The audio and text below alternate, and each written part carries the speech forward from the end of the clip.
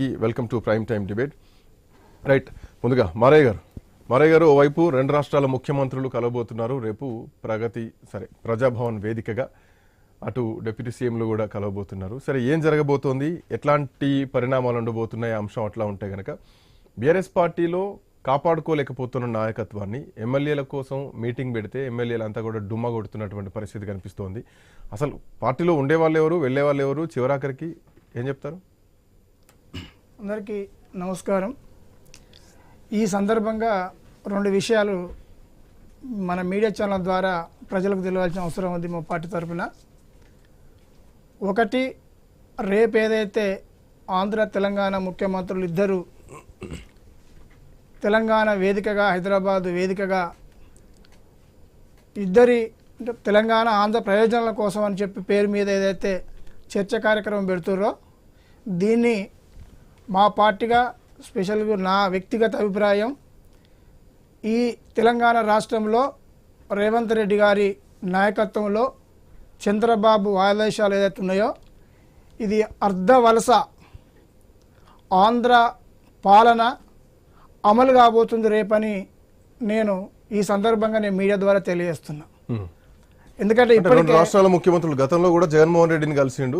అదే ప్రగతి భవన్కి వెళ్ళి జగన్మోహన్ రెడ్డి కేసీఆర్ని కలిస్తే అప్పుడు కూడా మరి అట్లాంటి పాలన వచ్చింది అనుకోవాలా. జగన్మోహన్ రెడ్డిని కూడా మానుకోటలో వెంబడించి వెనక్కి తరిమి కొట్టారు కదా, మరి అప్పుడు లేనటువంటి ఈ భావన ఇప్పుడు ఎందుకు చంద్రబాబు విషయంలో ఎందుకు క్లియర్గా కనిపిస్తుంది? ఏంటది?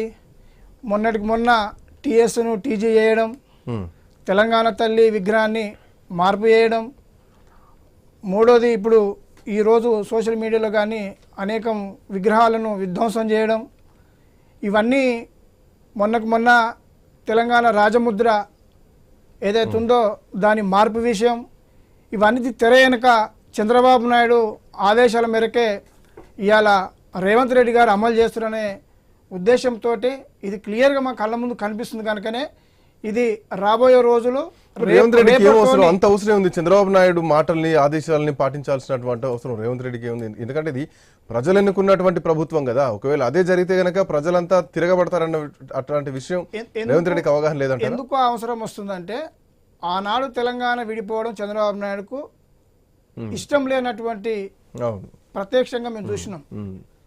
తెలంగాణ భవన్కు టీడీపీ భవన్కు మధ్యలో కూతపేట దూరంలో ఉంది. ఆ రోజు నేను ఉద్యమకారునిగా అనేక సమావేశాలు అక్కడ పెడితే ఏ సమావేశానికి మేము జేఏసీగా ఏర్పడ్డప్పుడు అక్కడి పార్టీ నాయకులు కానీ, ట్రేడ్ యూనియన్ నాయకులు కానీ, ప్రజా సంఘాల నాయకులు కానీ, వాళ్ళ వింగ్లో ఉన్నటువంటి ఆ పార్టీకి అనుబంధంగా ఉన్న సంఘాలను కానీ, ఆ రాష్ట్ర నాయకులు పేరుకు తెలంగాణ వాళ్ళు ఉన్నా ఎవరిని మేము తెలంగాణ భవన్ విలువాలన్నా ఆ పార్టీ అధ్యక్షుడు, ఆ పార్టీ ఆఫీసు అనుమతి లేనిది అక్కడికి వచ్చిన సందర్భాలు నేను చూడలే. నేనే స్వయంగా అనేక పేర్లు చెప్పొద్దు ఇప్పుడు, కానీ కొంతమంది మా పార్టీలోకి వచ్చారు. కానీ నేను ఫోన్ చేసి అన్న మేము రాలేమంటే, అరే ఎందుకు భయపడుతున్నారు భయ, మీరు తెలంగాణ కోసం పెట్టినటువంటి మీటింగు, మీరు తెలంగాణ బిడ్డలు కదా, మీరు కూతపెట్టి దూరంలో మీ ఆఫీస్ ఉంది, మీరు ఎందుకు రారని చెప్పి నేను జబర్దస్త్ చేసి కూడా పిలిపించిన సందర్భాలు అనేక ఉన్నాయి. రేపు ఏమైనా ఆధారాలతో చెప్పాలన్నా పేపర్ కటింగ్లు ఉన్నాయి. కాబట్టి ఇది ఒక ఇష్టం లేనటువంటి తెలంగాణ కోసం మేమందరం పోరాటం చేస్తుంటే ఇష్టం లేని మీటింగ్ అని ఎందుకు అనుకోవాలా? ఒక రెండు రాష్ట్రాల ముఖ్యమంత్రులు రెండు రాష్ట్రాలకు రావాల్సినటువంటి ప్రయోజనాల కోసం కేంద్రం నుంచి అడగడం కోసం ఇది ఒక సయోధ్య కుదిరేటువంటి, ఇంతవరకు ఈ 10 సంవత్సరాల్లో 2 సార్లు చంద్రబాబు నాయుడు ముఖ్యమంత్రి, ఒకసారి జగన్మోహన్ రెడ్డి ముఖ్యమంత్రి, 2 సార్లు కేసీఆర్ ముఖ్యమంత్రి. జగన్మోహన్ రెడ్డి కేసీఆర్ బంధం ఎట్లాంటిదో మనకు తెలిసిన విషయమే. ఓ తండ్రి కొడుకు లాంటి బంధం ఉన్నటువంటి పరిస్థితుల్లో కూడా కనీసం 5 గ్రామాలను కూడా మీరు ఆ రోజు తీసుకురాలేకపోయారే.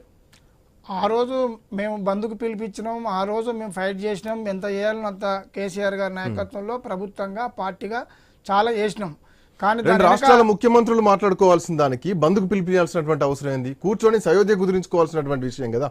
ఆనాడు కూడా చంద్రబాబు నాయుడు దీన్ని తెరయనుక ఉండి మొన్న నేను వీడియో కూడా చూసి, చంద్రబాబు నాయుడు విషయం వదిలేయండి, నేను జగన్మోహన్ రెడ్డి తర్వాత వచ్చిన జగన్మోహన్ రెడ్డి గురించి మాట్లాడుతున్నాను. కేంద్ర ప్రభుత్వం చేతులకు వెళ్ళిపోయింది కదా అప్పుడు పూర్తిగా కేంద్రం. వాళ్ళు ఈవెన్ కృష్ణా ట్రిబ్యునల్లో ఉన్నటువంటి నీళ్ల విషయం కూడా మీరిద్దరూ ఒక ఏకాభిప్రాయానికి రండి, మా దగ్గరికి తర్వాత రండి అని చెప్పేసి మాట్లాడారు. ఏది చేసినా వీళ్ళు ఎప్పుడైనా గుర్తుపెట్టుకోవాలి, తెలంగాణ ప్రజానీకం కానీ ఇతర వ్యక్తులు కానీ, కేసీఆర్ అనేటైనా ఈ తెలంగాణను ప్రేమతోటి, ఈ తెలంగాణ ప్రజల కోసం తన ఎంతో త్యాగం చేసి ఈ రాష్ట్రం అభివృద్ధి కోసం ముందుకొచ్చినటువంటి వ్యక్తి. అందరితో మనం కేసీఆర్ పోల్చలేదు. అంటే మీరు జనరలైజ్ చేసుకుంటూ మాట్లాడుతున్నారు, బాగానే ఉంది, కానీ నా ప్రశ్నలకు మాత్రం సమాధానం కనిపించట్లేదు. ఒక చిన్న బ్రేక్ తీసుకుందాం, బ్రేక్ తర్వాత డిబేట్ విల్ బి కంటిన్యూడ్.